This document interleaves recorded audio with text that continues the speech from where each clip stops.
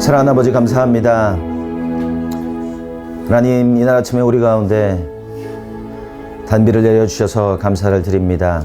하나님 아버지, 단비가 대지를 적시고 하나님 곡물들이 더 풍성하고 놀랍게 결실을 맺는 하나님 그런 단비가 되기를 소원합니다.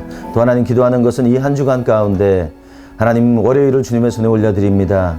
이 한 주간에 우리가 주님의 능력을 의지하고 한 주간을 은혜 가운데 살아가게 하여 주시옵소서. 하나님의 사랑이 저희를 감고 나시는 한 주간 되게 해주시옵소서. 하나님, 이날 아침에도 저희를 불러주셔서 감사를 드립니다. 하나님, 우리 예배와 찬양을 받아주셔서 감사를 드립니다. 하나님, 이 시간 우리 가운데 우리의 귀를 열어주시고 우리의 마음의 눈을 열어주시옵소서. 감사하며 예수님의 이름으로 기도합니다. 아멘. 할렐루야. 예, 반갑습니다. 매주 화요일 날 뵙다가 이번 주 월요일 날 뵙죠. 예, 제가 내일 일이 있어서 예. 예, 그렇습니다. 자, 오늘도 저희가 482 하면서 시작하면 좋겠는데요. 자, 오늘은 아주 쉬운 겁니다. 자, 당신은 믿음의 형제입니다. 자매입니다. 당신은 소망의 형제입니다. 자매입니다. 당신은 사랑의 형제입니다. 자매입니다. 다 아시는 거죠, 이거는? 여러분 집에도 다 이렇게 붙어 있는 거죠? 예. 자, 찾아가셔서 꼭 안아주시면서 그렇게 고백해 주시면 좋겠습니다. 다 자리에서 일어나겠습니다. 자, 지난주까지는요, 어떤 거라고 생각하시면 되냐면, 여러분의 마음을 진단하는 거다라고 생각하시면 되겠고, 이번 주부터는 이제, 그러면 어떻게 할 것인가? 그죠? 그러면 이제 내 문제가 있다는 걸 알았다. 내 마음을 열어보니까 이것저것 시끄럽더라. 그럼 이걸 어떻게 해야 될 거냐가 이번 주부터 내용이 되겠습니다. 자, 이번 주부터 안 오시면 어떻게 된다고요? 수술하려고 병원에 간 거예요? 개복을 한 거예요? 그냥 다니는 거예요? 자, 이번 주부터는 꼭 오셔야 되는데, 자, 어떻게 될지 모르겠습니다. 자, 오늘은요, 제가 좀 시간을 조절하기 위해서 죄와 회개에 관한 부분은 다음에 좀 하고요. 오늘은 용서에 관한 부분을 좀 먼저 다뤄보려고 합니다. 자, 우리가 용서 얘기를 하려면 용서하는지 않는 게 어떤 거냐? 이런 걸 먼저 좀 이해하시면 용서에 대한 이해를 하시기가 쉽습니다. 자, 용서하지 않는 건 어떤 거냐? 중국 속담에 용서하지 않는 것은 무덤을 2개 만드는 거다. 그런 속담이 있답니다. 자, 무덤을 2개 만드는 건 어떤 무덤이 되는 걸까요? 예, 상대방 무덤하고 내 무덤하고 2개 만든다는 거예요. 그게 용서하지 않는 거다. 한 분이 한 15년 된 것 같습니다. 상담하러 오셨어요. 딱 보면 외모가 너무 멋지신 분이에요. 귀골이 장대하시고 정말 이렇게 연예인 같은 분이세요. 근데 그분이 상담하러 오셨는데 내용은 뭐냐면 사업을 운영하셨어요. 사업체를 운영하셨는데 사업체가 한 600억 정도 된대요. 놀라지도 않으시네? 전 처음 봤는데 그런 분을. 600억 정도 되는데 회사를 운영하다가 어려움이 생겼어요. 왜 어려움이 생겼냐면 본인이 이제 운영을 못하니까 전문 경영인에게 회사를 맡긴 거예요. 그랬더니 전문적으로 경영해갖고 부도를 낸 거예요. 자, 그래서 결국 망하게 된 거죠. 그래서 이분이 어려움을 겪게 되는 거죠. 살아오면서 누구를 미워해 본 적도 없고 어려움을 겪어본 적도 없는데 그런 일이 일어난 거예요. 밤에 자다가요, 그 사람 생각나면 아침까지 잠이 안 온답니다. 아침에 그 사람 생각나면 하루 종일 기분이 나쁘다는 거예요. 그래서 해결이 안 된다는 거죠. 그래서 제가 그 말씀을 듣고, 용서하셔야 될 것 같은데요? 그렇게 말씀드렸어요. 그랬더니 이분이 아멘 하면 좋겠는데, 못하겠다는 거예요. 그래서 저랑 한 2시간 정도 용서를 어떻게 해야 되고, 용서는 뭐고, 이런 말씀 드렸거든요. 근데 못하겠대요. 그리고 가셨어요. 자, 우리가 누군가로부터 처음에 상처를 받아요. 그럴 수 있죠. 그건 내가 원하는 거 아닌데 상대에 의해 상처를 받아요. 근데 문제는 뭐냐면 상처를 받은 건 내 잘못이 아닌데 상처받고 나서 그 상처를 3년, 5년, 10년 원망하고 미워하고 판단하고 정죄하고 그렇게 살아가는 건 누구 잘못일까요? 내 잘못이 되는 겁니다. 그렇죠? 그래서 용서를 하지 않는다라고 하는 건 어떤 거냐면 나만 죽는 게 아니라 상대도 같이 죽는. 그래서 두 사람이 같이 죽게 되어지는 것이 용서하지 않는 거다. 그렇게 말씀드렸어요. 있습니다. 또 하나, 용서하지 않는 건 어떤 거냐면 상대가 죽기를 바라면서 독을 내가 마시는 거다. 이게 무슨 말이냐면 제 원수가 있어요. 원수. 나에게 상처 준 사람이 있단 말이에요. 상처 준 사람이 있는데 여러분 그건 아시나요? 상처는 받은 사람만 알아요. 또 준 사람은 잘 몰라요. 그죠? 그래서 누가 나한테 상처를 줬단 말이에요. 그러니까 상처를 주니까 아파요. 그러니까 여러분 어떻게 하시겠어요? 어떻게 하겠? 원망과 분노와 미움과 판단과 저주를 마음 가운데 쌓아두는 거죠. 동네방네 다니면서 정상가리도 좀 사고 제초제도 좀 사고 비료도 좀 사고 사는 거예요. 왜? 원수는 어디서 만나니까? 외나무 아래서 만나니까. 어느 날 만날 테니까. 자, 그래서 어느 날 만나는 거예요. 제 오늘 일일 원수십니다. 자, 안녕하세요. 요새 뭐 별일 없으시죠? 목이 좀 마르실 것 같아요. 자, 제가 지금까지 준비해왔던 원망과 미움과 판단과 저주예요. 이거 드시면 바로 그냥 그 자리에 죽으시는 거예요. 자, 모르시고 받으신단 말이에요. 그죠? 그리고 드시는데 줬다 뺏는단 말이에요. 그리고 내가 마시는 거예요. 용서하지 않는 건요, 상대가 죽기를 바라면서 그 독을 내가 마시는 거다. 그럼 누가 죽어요? 내가 죽는다. 아까는 무덤 2개였는데 이번엔 상대는 안 죽고 나만 죽는 거예요. 용서하지 않으면 그런 삶을 살더라 라고 하는 거예요. 자, 전화 찬스 쓰시는 분이 있어요. 질문 안 했는데. 자, 용서라고 하는 건 뭐냐? 용서는 한마디로 말하면 빚 받을 사람이 빚진 사람의 빚을 탕감해 주는 거다 그랬어요. 누가 나한테 빚을 졌단 말이에요. 빚을 졌는데 그 빚진 사람의 빚을 탕감해 주는 거다. 여기 중요한 건 빚진 사람의 초점이 있는 게 아니라 빚에 초점이 있다는 거예요. 용서라고 하는 건 사람에 관한 게 아닙니다. 사람에 관한 게 아니라 그 사람이 나에게 진 빚에 관한 거예요. 그래서 구분을 잘 하셔야 돼요. 그래서 누군가가 나에게 상처를 주고 고통을 주고 아픔을 줬다면 그 사람에 관한 게 아니라 그 사람이 나에게 한 행동, 그 사람이 나에게 준 상처에 관한 것이다. 그래서 행동과 존재는 구분해야 된다. 그렇게 말씀드릴 수 있겠습니다. 자, 용서를 언제 용서가 필요하냐? 자, 우리가 상처받은 사건들이 있어요. 그죠? 저만 있나요? 여러분들은 별로 그런 거 없으신가요? 자, 있단 말이에요. 그죠? 그러니까 월요일 아침이니까 잘 생각이 안 날 뿐이지. 그죠? 있단 말이에요. 자, 상처받은 사건이 있을 때 그 상처 준 사람을 다시 만나는 게 내가 기쁨이 있느냐, 즐거움이 있느냐, 아니면 그 사람 보면 자꾸 피하고 싶고 교제하고 싶지 않은가. 자, 그렇다면 지금 나는 그 사람하고 뭐가 걸려 있는 거예요. 뭔가 지금 해결되어지지 않은 게 있는 거예요. 그래서 내가 그 사람보다 내가 먼저 그 사람 보면 어떻게 해요? 싹 피하죠. 다른 일이 있는 것처럼. 근데 마음은 사실 그렇지 않은 거예요. 부딪히고 싶지 않은 거죠. 또 생각하거나 상상할 때 억울함이나 분노를 쏟아내고 싶은가. 여러분 그런 거 있잖아요. 어떤 사건 생각하면 내가 그때 그거 한마디 했어야 돼. 그리고 내가 집에 와서 회개하면 되는데 내가 그걸 못했네. 그러면서 자꾸 억울함이 묻어나오는 그런 일들 있어요? 여긴 거의 예수님하고 다 동기동창이세요. 그런 일 하나도 없고 무슨 소리냐, 너는 그렇겠지. 예, 그러신데 이건 두 가지예요. 가면을 잘 쓰고 계시거나 아니면 정말 너무너무 성숙하시거나 둘 중에 하나입니다. 전 가면에 한 표 씁니다. 자, 그래서 그런 것이 있다면 이건 내가 지금 해결해야 될 부분이 있구나. 뭔가 용서에 관한 부분이 내 삶 안에 문제가 되고 있구나. 그렇게 말할 수 있어요. 자, 근데 문제는 뭐냐면 대상을 알지 못하는 거예요. 그런 일이 있는지 없는지 잘 모르겠는 거예요. 그런데 신체적인 힘을 자꾸 잃어버려요. 기도해도 잘 응답을 못 받아요. 하나님 임재가 잘 경험되지 않아요.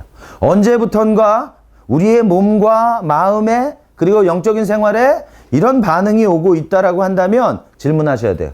혹시 내 삶에 누군가와 관계 문제가 있는 건 아닌가? 라고 생각해 보실 수 있어요. 또 신체적인 문제나 새로운 고통이 있는가? 언제부턴가 이유가 없는데 자꾸 몸이 아프기 시작해요. 그렇다면 어쩌면 이런 문제가 있을 수 있다.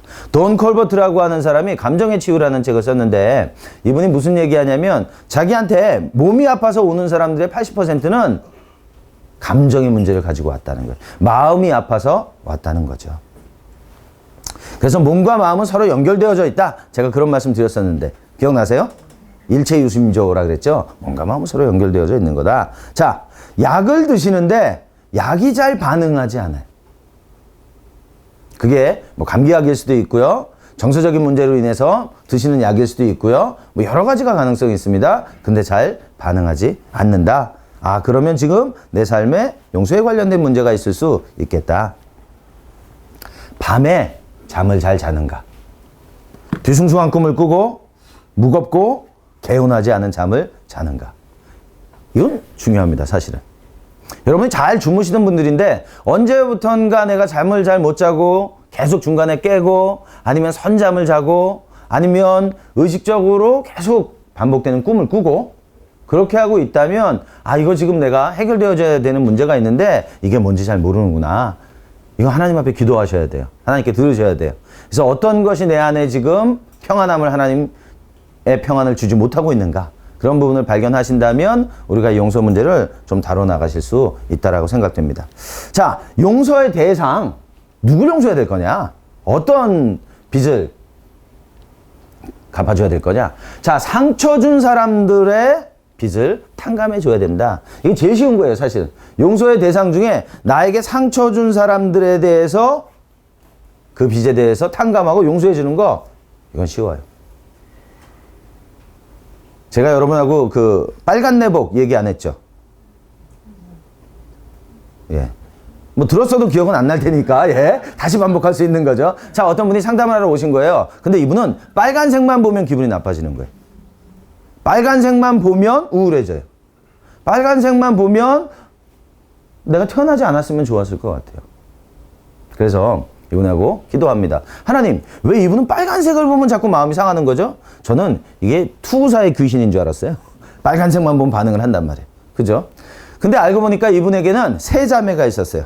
언니가 있고 동생이 있고 자기는 가운데였어요. 근데 엄마가 옷을 사가지고 오는 거예요. 엄마가 옷을 사가지고 오는데 언니 옷을 사주고 동생 옷을 사주고 자기는 엄마가 입던 옷을 주는 거예요. 이게 무슨 이런 시스템이 다 있어요? 그죠? 보통은 내려 입든지 아니면 세 사람 옷을 다 사주든지 그러는 거 아니에요? 저희 아이들 같은 경우는 큰아이하고 작은아이가 3살 차이 나거든요. 근데 이 체격이 비슷해요. 그리고 키는 작은아이가 조금 더 커요. 그래서 저희 큰아이가 굉장히 슬퍼하는데 고통스러워하고 하나님 앞에 막 전심으로 기도하고 제가 3년이나 먼저 태어났는데 자, 그래서 이 친구들은요 옷을 꼭 같이 사줘야 돼요. 스타일을 바꿔서. 또 희한하게 서로 바꿔 입지도 않아요. 그 상대편의 옷을 입으려면 꼭 무슨 딜을 해요. 서로. 그래가지고 이제 상대 옷을 입고 이렇게 하거든요. 근데 이 집은 희한하게도 옷을 내려 입는 것도 아니고 옷을 사주긴 사주는데 둘째는 엄마가 입던 옷을 준단 말이에요. 이상했어요. 그러다가 이제 명절이 다가왔습니다. 명절이 다가왔을 때 엄마가 또 옷을 사가지고 온 거예요. 옷을 사가지고 왔는데 여러분 그거 아시나요? 그 전설의 빨간 내복? 나일론 빨간 내복?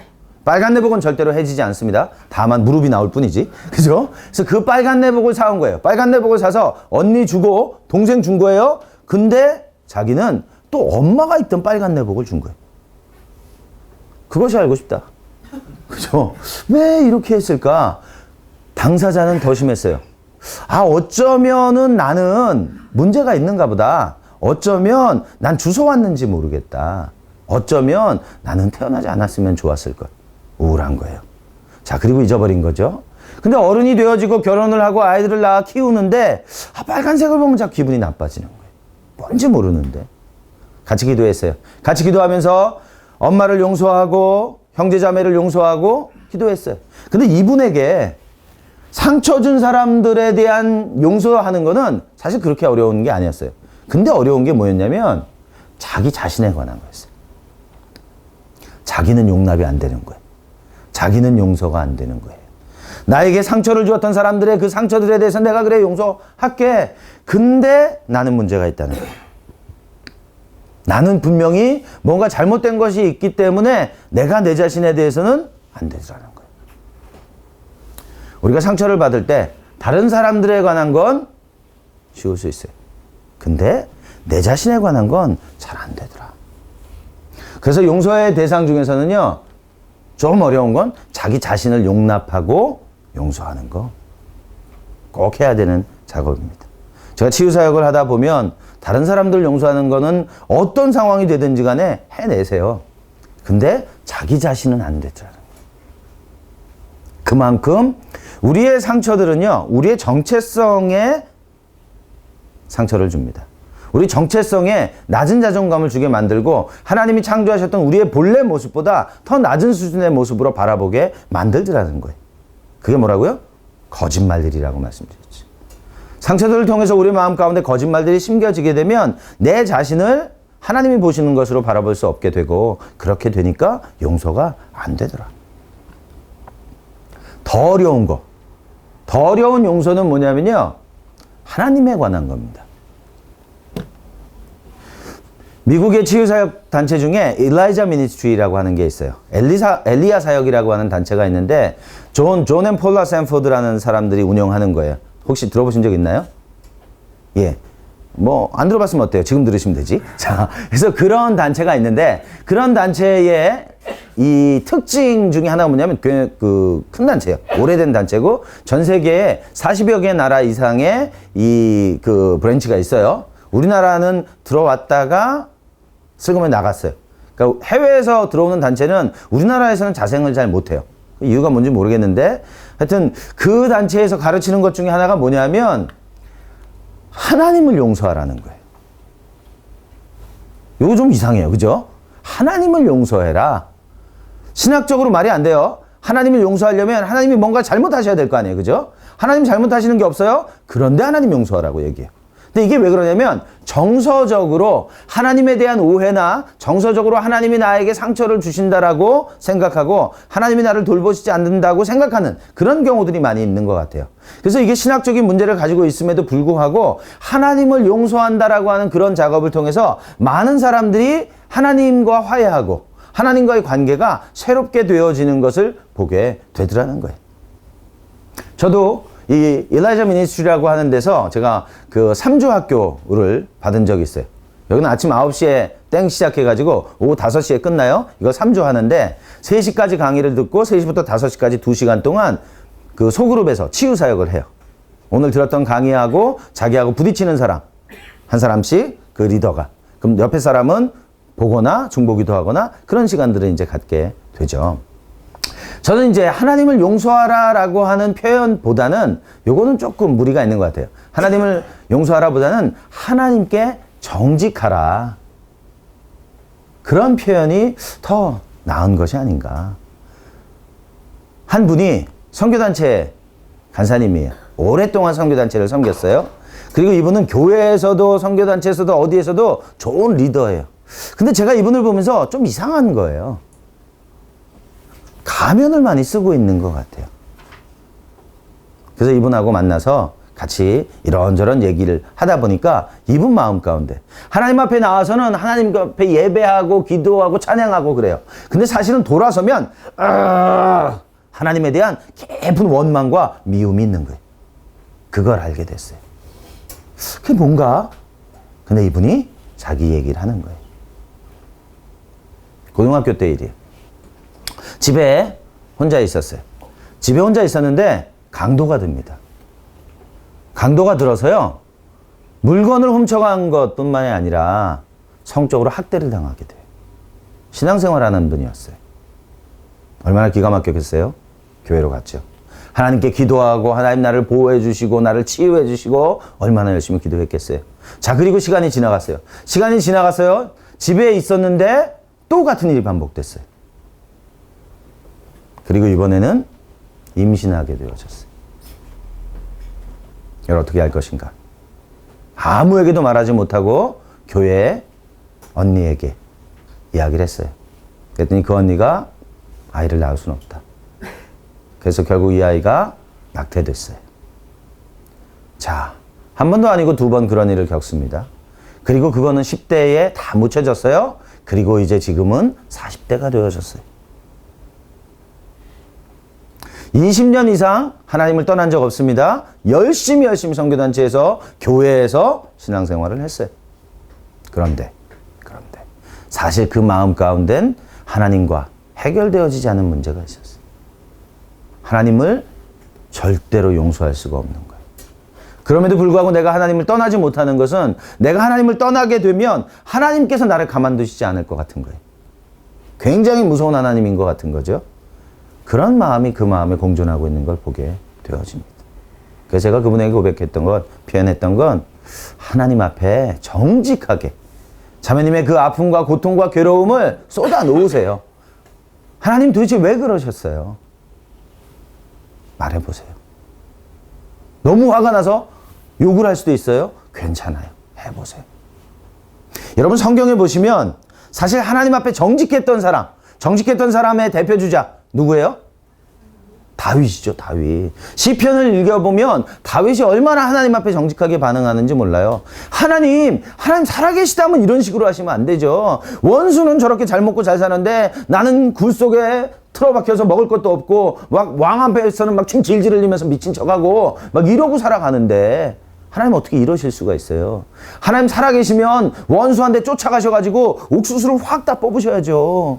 그죠? 시편에 보니까 그런 거 나오잖아요. 원수의 이를 꺾으시며 그게 옥수수 다 뽑아주시며 뭐 이런 거거든요. 옥수수를 털어주시며 뭐 이런 요새 우리 표현으로 말하면 그런 거란 말이에요. 이제 그런 얘기를 하고 있는 거예요. 사실 다윗은 하나님이 살아계시다면서 어떻게 이런 식으로 하실 수 있어요?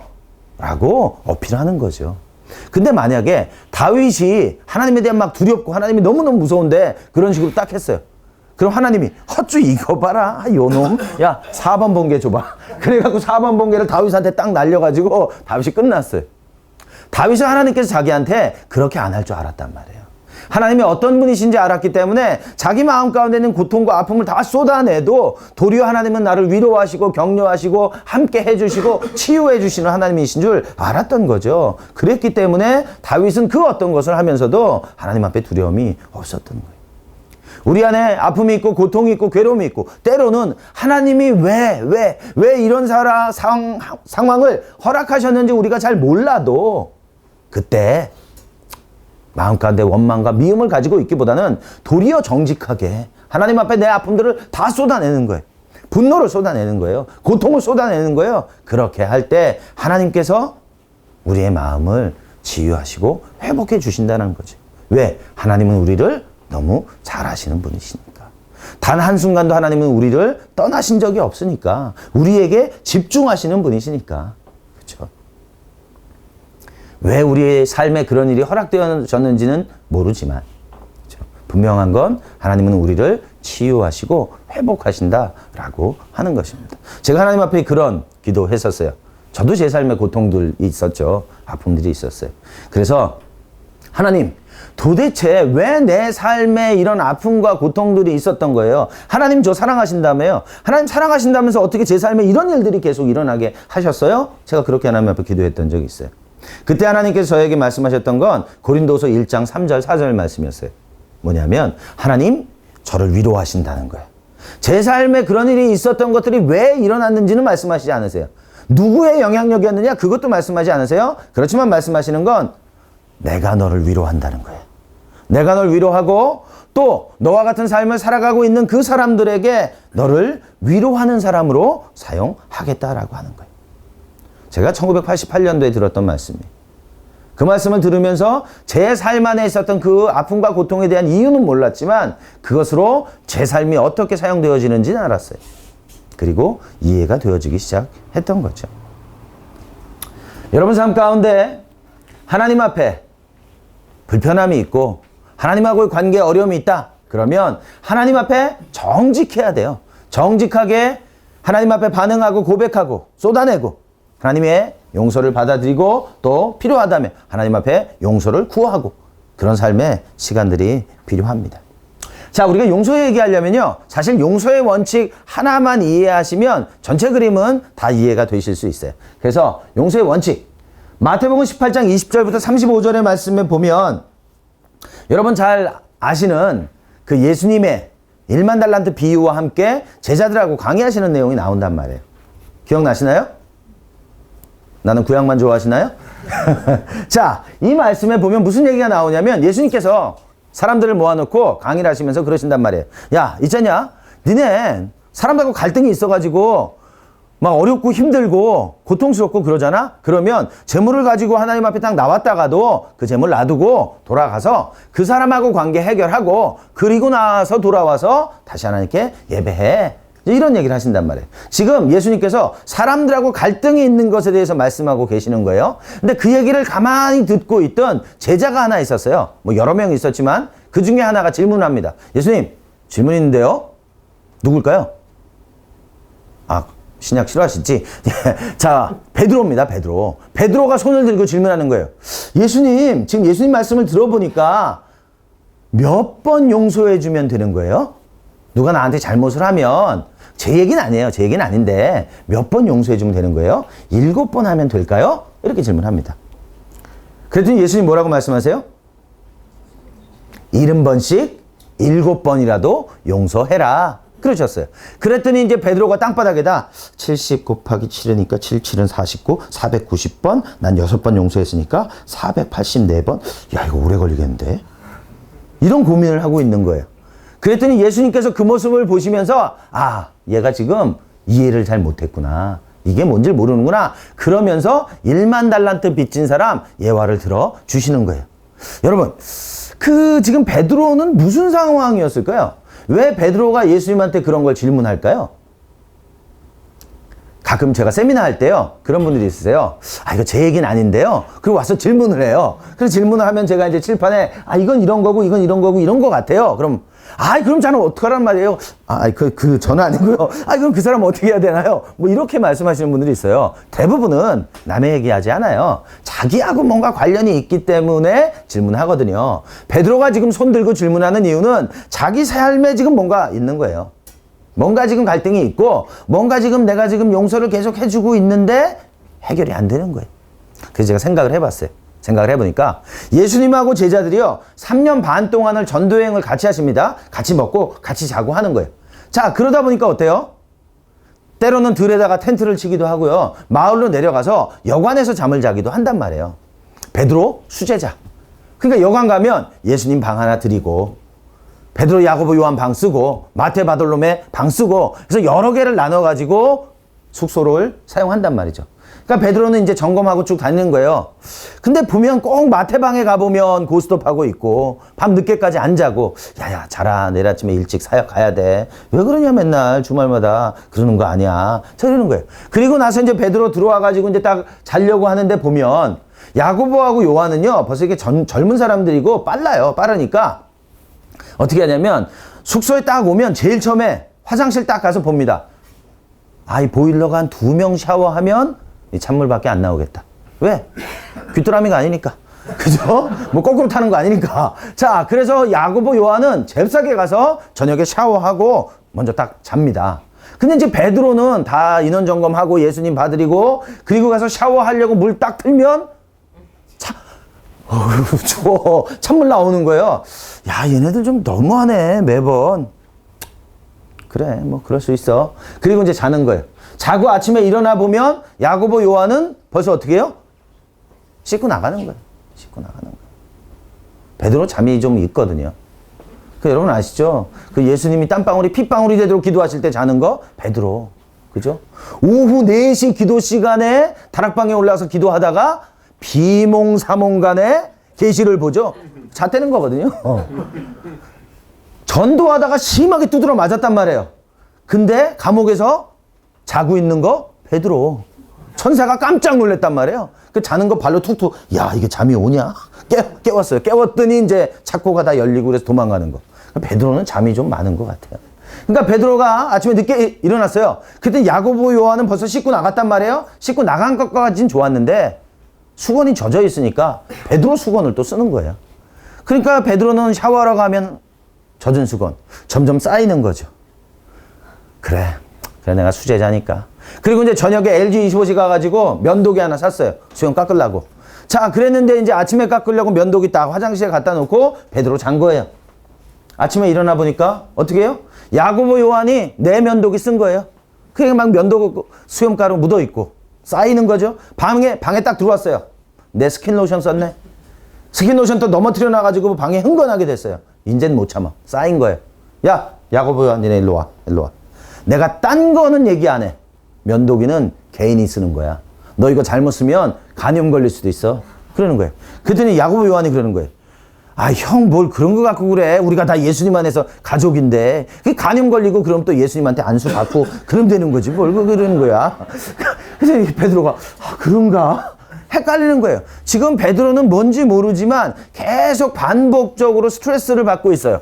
그리고 지금 예수님의 제자이기 때문에 내가 지금 계속 용서해 주고 있는데 어떤 상황이에요? 상대가 변하지 않는 거예요. 그래서 생각하는 건, 아, 지금 내가 이 용서의 한계가 얼만큼이냐. 7번, 이스라엘에서 7번은 뭐예요? 완전 수란 말이에요. 아, 7번만 하면 되는 건가? 그래서 예수님한테 물어본 거예요. 어떤 마음으로? 야고보 요한을 쳐다보면서 내 오늘 죽었어 아주. 예수님 몇 번 용서해 주면 되는 거예요? 이런 마음으로 물어봤단 말이에요. 그랬더니 제가 이 얘기를 했더니 어느 교회에서 장로님이 그러시는 거예요. 그런 얘기가 어디서 나와요? 아, 예, 물론 성경에서는 디테일하게 그걸 설명하지는 않습니다. 그러나 이제 그랬을 것이다. 천국 가서 확인해 보면 되는 거고, 그죠? 예. 자, 그런 상황에서 베드로가 지금 예수님에게 질문을 합니다. 용서의 원칙 첫 번째. 용서라고 하는 건 뭐냐면요. 상대를 바꾸는 것이 아니다. 우리가 용서하면서 헷갈리는 게 뭐냐면 내가 지금 계속 상대를 용서한다는 거예요. 근데 상대가 안 변한다는 거예요. 그러면서 화가 나는 거예요. 용서는요. 상대하고 전혀 관계가 없습니다. 예전에 그 영화 중에 그 밀양이라는 영화 혹시 기억하세요? 예, 전도연 자매 나오는 거. 자, 이 자매에게 어떤 일이 생겨요? 아이가 죽죠. 아들인지 딸이 죽어요. 근데 학원 원장이 죽이는 거죠. 납치해서 죽인 거예요. 그래서 나중에 학원 원장이 붙잡혀서 감옥에 갑니다. 그래서 이 자매는 크리스찬이에요. 예수 믿는 사람이란 말이에요. 너무 괴롭고 힘들지만 내가 자기 자녀를 죽인 그 원장을 용서하기로 했어요. 자, 그리고 감옥에 찾아갑니다. 뭐라 그래요? 내가 너를 용서하기로 했다. 자, 그랬더니 원장이 뭐라 그래요?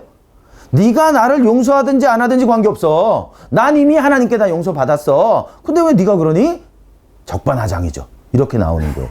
이 얘기를 들으면서 이 주인공은 분노를 사귀지 못합니다. 내가 정말 너무 어렵고 힘들고 괴롭게 내가 용서하기로 결정하고 왔는데 적반하장으로 나오는 거예요.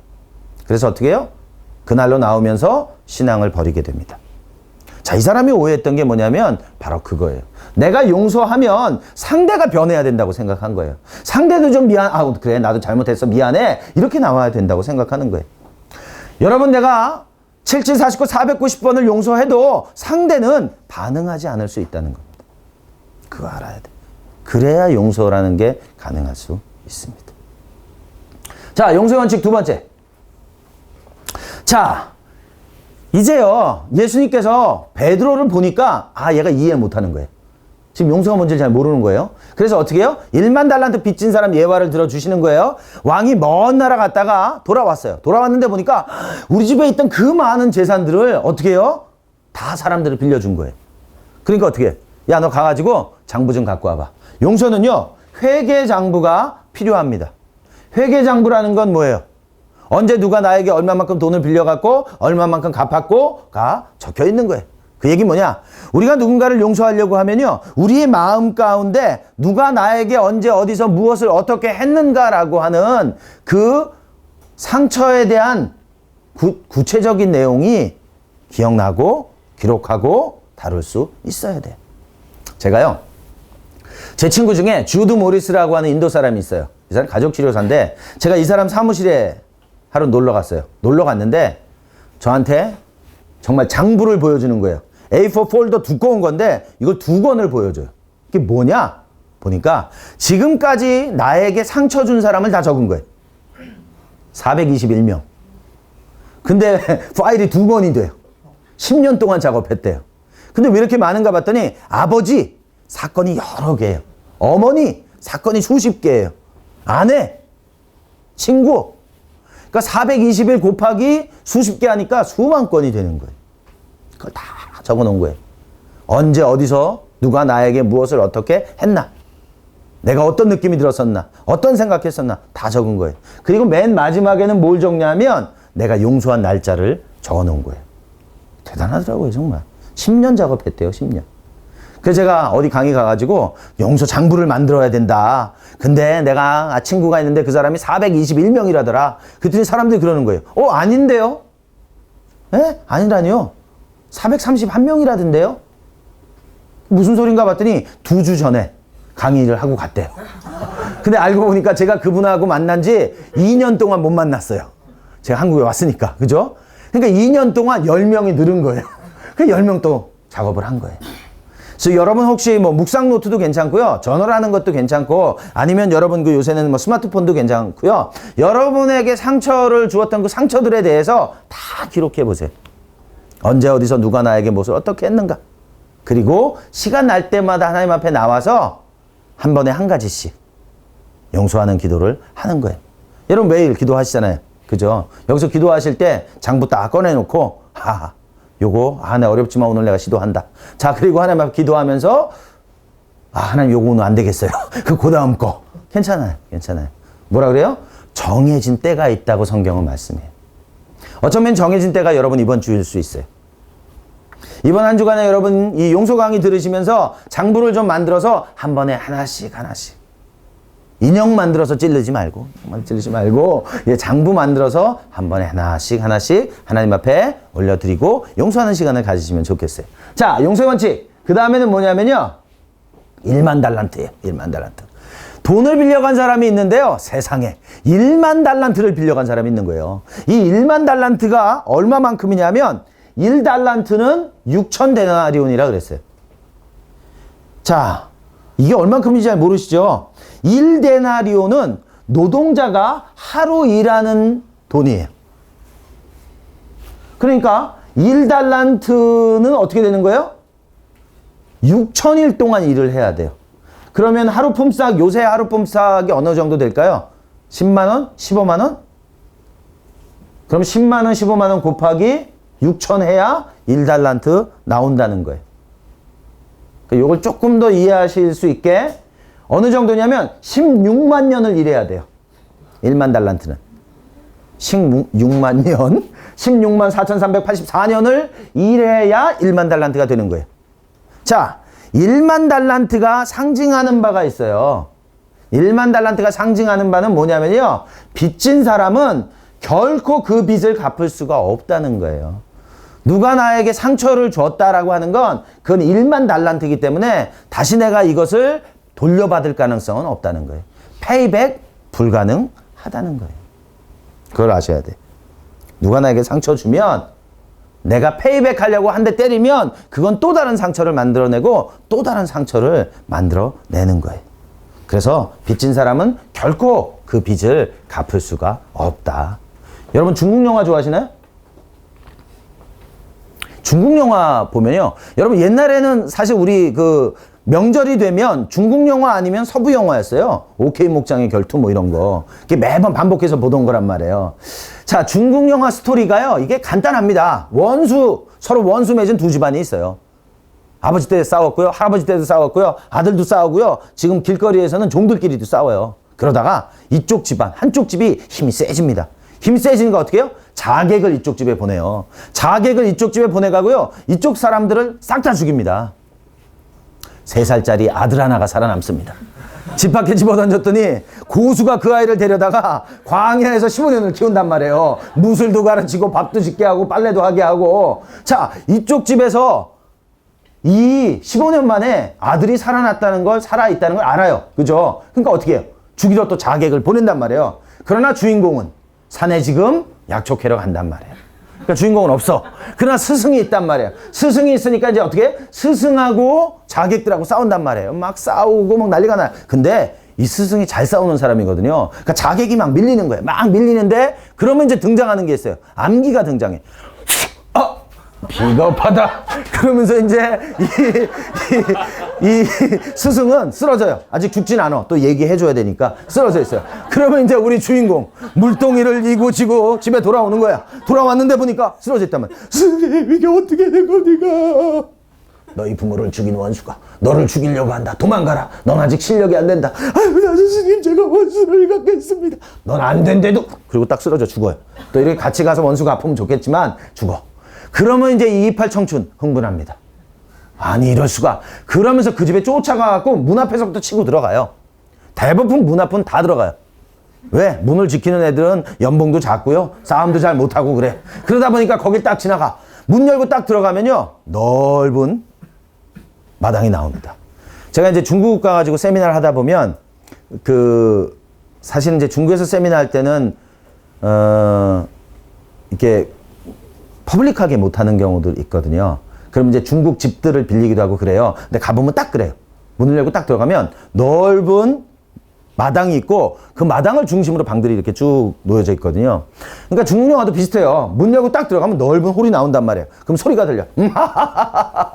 네가 올 줄 알았다. 자, 그러면서 그때부터 고수가 나온단 말이에요. 고수가 나와서 막 어떻게 처음에는 잘 싸운 듯 하지만 점점점 밀립니다. 밀려서 그 다음 장면 뭐예요?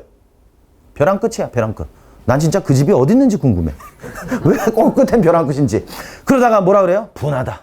내가 내 부모와 스승의 원수를 갚지 못하고 죽는구나. 내가 죽어서라도 원수를 갚겠다. 뛰어내려. 시체를 찾아와라. 아이고, 주인님, 여긴 들어가지도 못하고 나오지도 못합니다. 끝난 겁니다. 그래, 돌아가자. 죽었어요, 살았어요?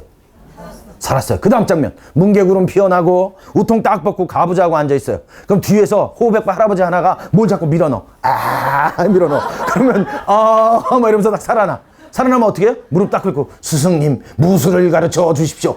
그리고 그때부터 구운백골조 강령 18장 절대 비기를 10년 동안 배워요. 그리고 뛰어나옵니다. 뛰어나와서 어떻게 해요? 그 집에 쫓아가가지고 이 집 사람들을 다 죽이는 거예요. 그러면 일부가 끝나요. 왜? 이 집도 애가 하나 살아남아요. Never ending story예요. Never ending story. 이 중국 영화 끝나려면요. 원수 갖고 맨 마지막에 두 가지 선택을 해야 돼요. 한쪽을 다 죽이든지 아니면 용서하든지. 그죠? 그래서 누군가가 나에게 상처를 주고 아픔을 줬다라고 하는 건 다시 그걸 돌려받을 수 있는 방법이 없다는 거예요. 용서하는 것 외에는 해결하지 않는다. 자, 그 다음. 왕이 보니까 세상에 1만 달란트를 빚진 사람이 있잖아요. 야, 가서 데리고 와라. 데리고 왔어요. 데리고 왔는데 보니까 어때요? 원수랜다. 빚을 갚아요? 못 갚아요? 못 갚는 거예요. 못 갚아서 어떻게 해요?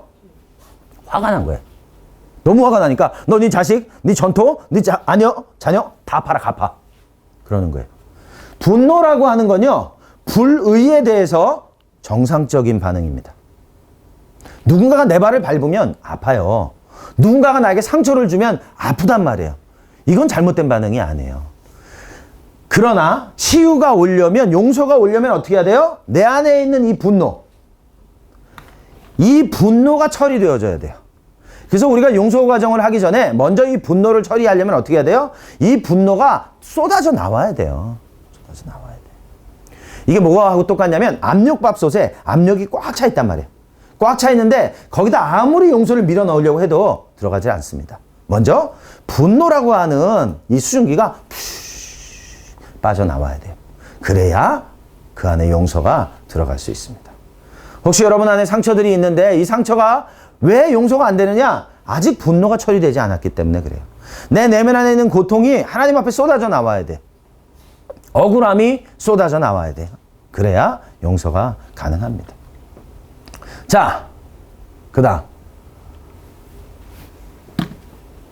화났어요. 이 왕이 막 너무 화가 난 거예요. 화가 났는데 보니까 갚을 수 있어요, 없어요?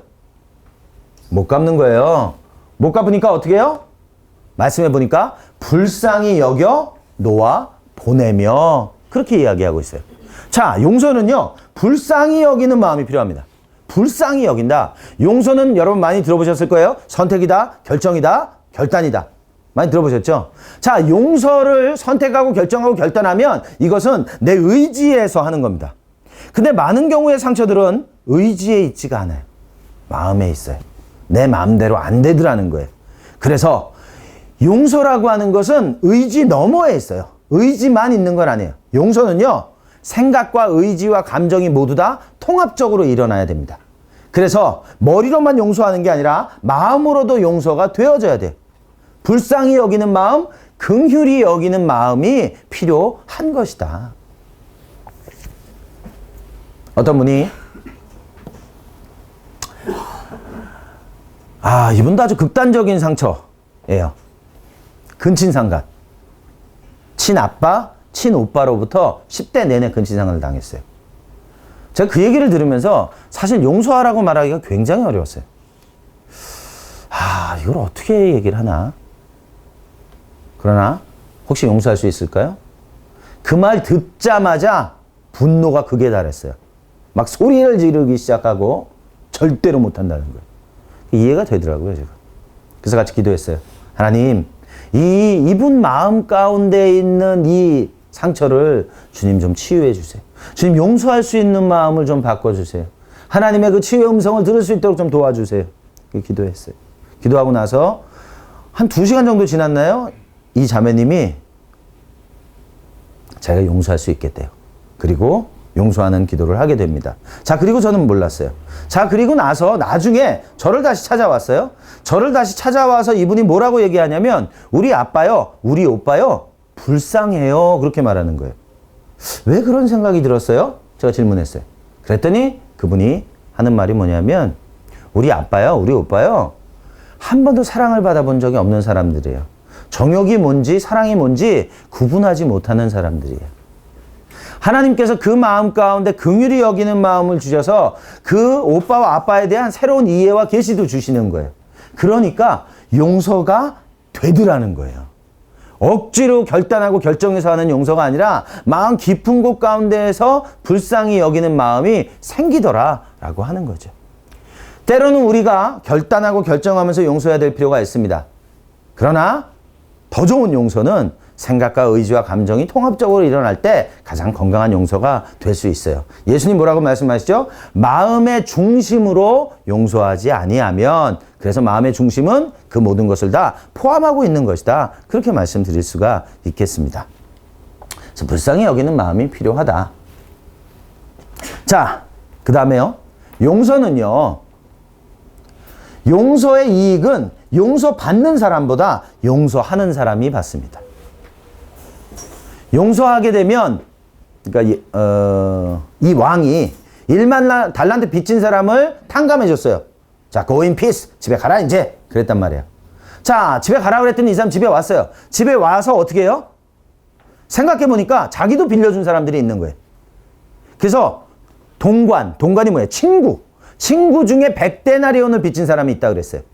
그 사람을 불러왔어요. 야, 너 빚 다 갚어. 나 갚아야 되거든 지금. 나 죽을 뻔했거든 오늘. 그리고 어떻게 해요? 감옥에 가둬버렸다 그랬어요. 도저히 탕감받을 수 없는 돈을 탕감받았던 사람이 충분히 탕감할 수 있는 100데나리온을 탕감하지 않더라는 거예요. 자기는 여전히 감옥 가운데 100데나리온 빚진 사람을 감옥에 가뒀지만 여전히 자기는 감옥 가운데 갇혀 있는 거예요. 자유롭지 못한 거죠. 자, 그런데 1만 달란트를 탕감해 줬던 그 사람은 어떻게 해요? 그날부터 2다리 뻗고 편하게 잠을 자는 거예요. 그렇죠? 그래서 우리가 용서하게 되면 상대는 어떨지 모르겠어요. 그러나 그 용서의 이익은 용서한 사람이 받게 됩니다. 용서한 사람이 자유케 되어지는 거지. 자, 마지막으로 용서. 자, 이 용서와 화해를 많이 헷갈려 하시는 분들이 있어요.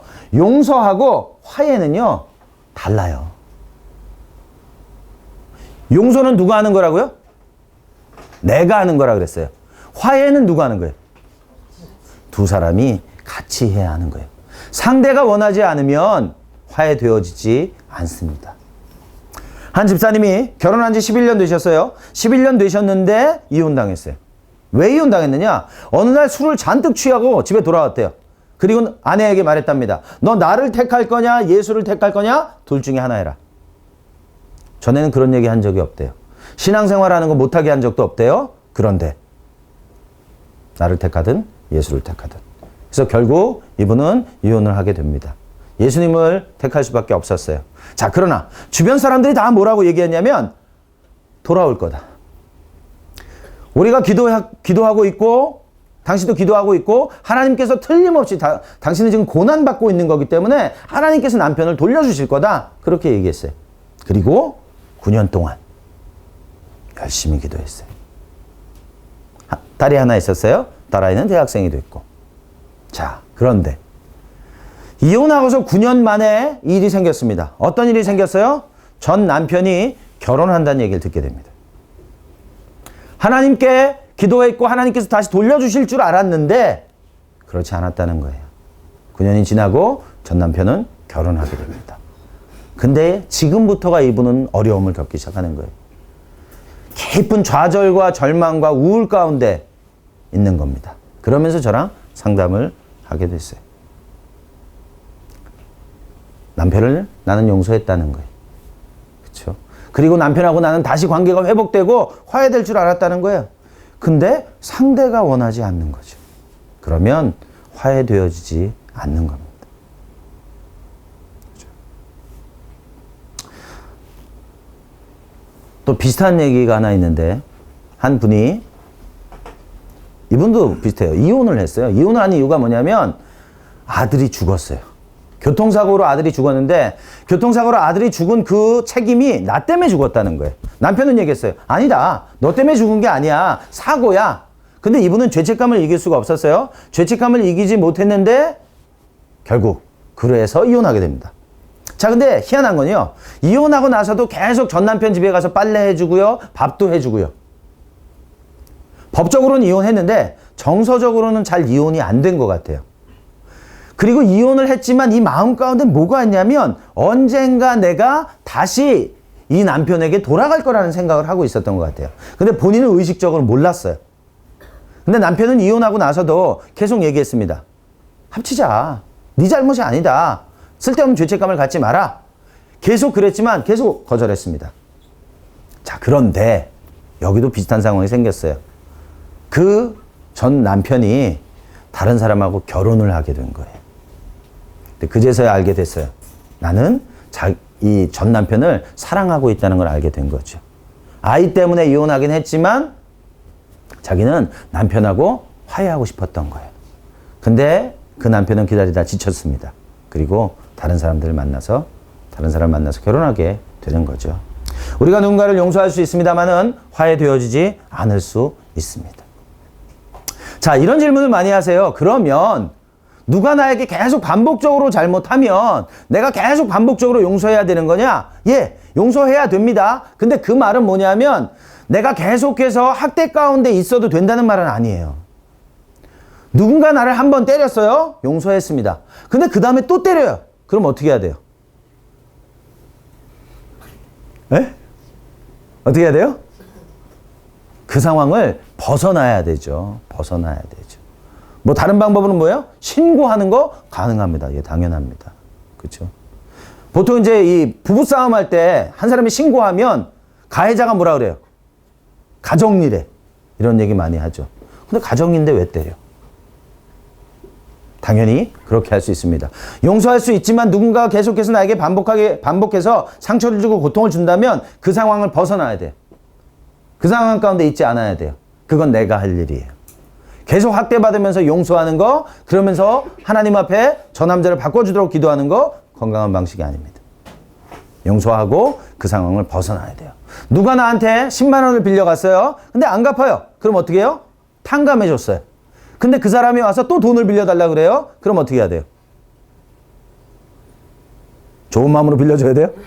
아니요. 빌려주지 않아야 돼요.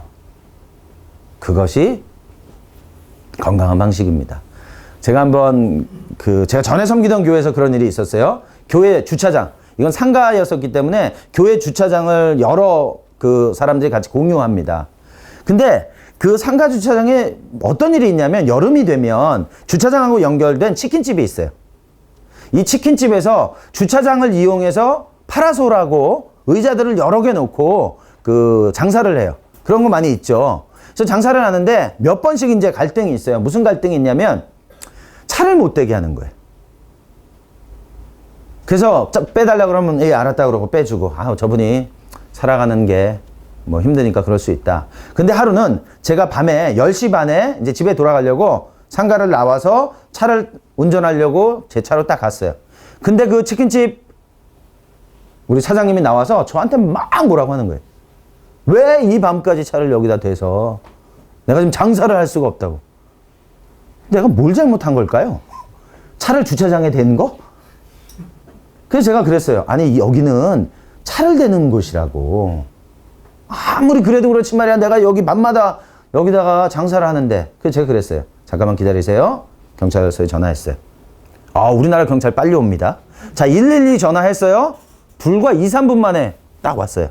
와서 그 경찰분에게 난리가 났죠. 또 제가 얼마나 나쁜 사람인지 얘기를 하는 거예요. 그래서 그 얘기를 다 했어요. 전 가만히 서 있었고 끝났어요. 자, 그럼 이제 제 얘기를 좀 들어보세요. 지금 이런 상황에서 제가 주차장에 차를 댔고 저는 이제 집에 가려고 합니다. 근데 이분이요. 주차장에 차를 댔다고 저한테 뭐라고 하는 거예요. 그거 어떻게 하면 좋을까요?